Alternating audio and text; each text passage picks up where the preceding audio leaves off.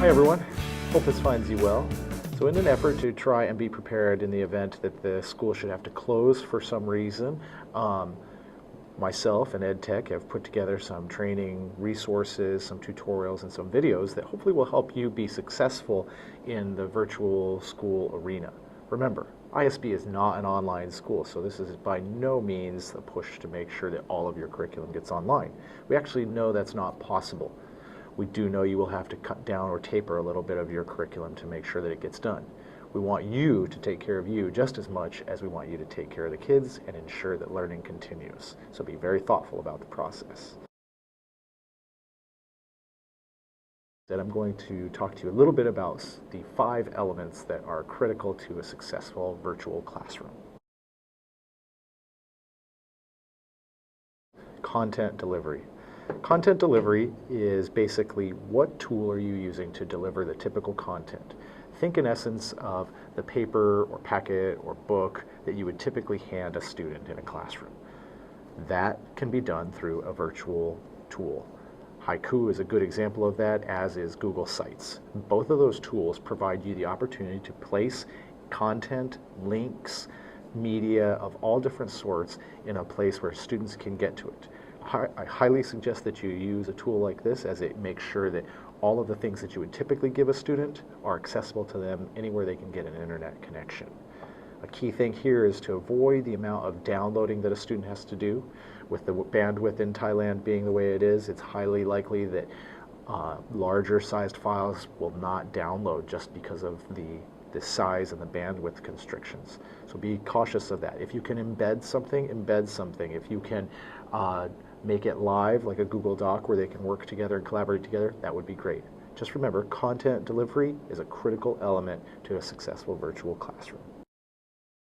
A communication tool. You must create and set some standards for communication within your class. This means you may run a discussion, a threaded discussion. You might run a Google Doc. You might have a chat. All of those are valuable tools in creating communication. The suggestion to you is to make sure that you provide guidelines and expectations that are clear to the students. You don't want them to send back one-sentence answers to a question you provide. Okay, WORKSPACE. WORKSPACE basically is a lot of different things. WORKSPACE can be anything that you provide the students, any place that you provide the students where they can actually work in the computer environment together collaboratively or synchronously.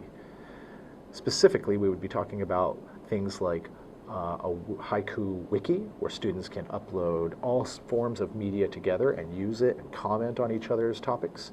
A Google Doc or a Google spreadsheet or even a Google presentation are great examples of this, where again, students can work together, they can create lots of things together and move and communicate with each other within that environment.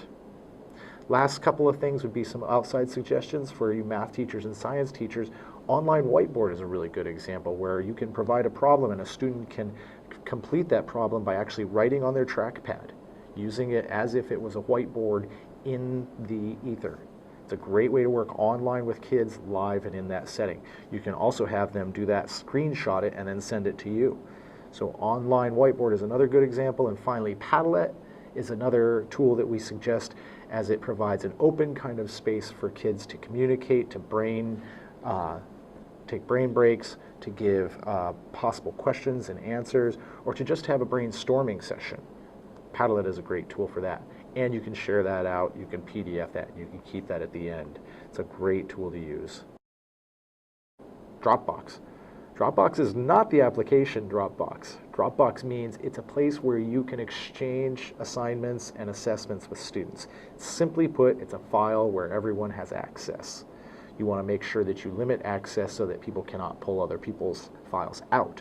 Easiest way to do that would be to use Haiku's Dropbox. You simply create an assignment in there. You can watch the demonstration tutorial listed on the website here. That will provide you the opportunity to give students a place where they can drop an assignment, you can give them feedback and send it back to them very cleanly without having the threat of somebody copying their assignment or cheating. You can also build folders into Google Sites or even share a Google Drive folder. All of those things require the proper sharing and permissions. You can, again, look at the demonstration videos to help you sort that out. But a good virtual classroom has some place where students and you can exchange actual documents and work that they've done. Dropbox, make sure you have one. Assessment. Assessment is no different than it is here at school.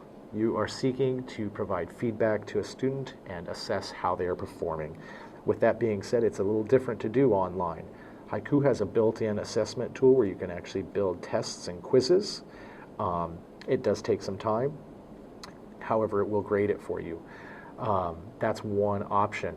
Other options would be to use a wiki of some sort or to use some form of production, assignment production, or creation that students would use.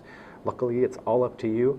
You just have to be very clear in your guidelines and expectations, again, for students. Make sure they know where to turn in assessments. Make sure they understand the expectations. I would encourage you, whenever you give an assessment, to make sure you have a threaded discussion attached to that assessment so that students can ask questions, answer each other's questions, and that kind of thing without having to not complete the assessment. The last thing you want to have happen is a buildup of work for either the student or you.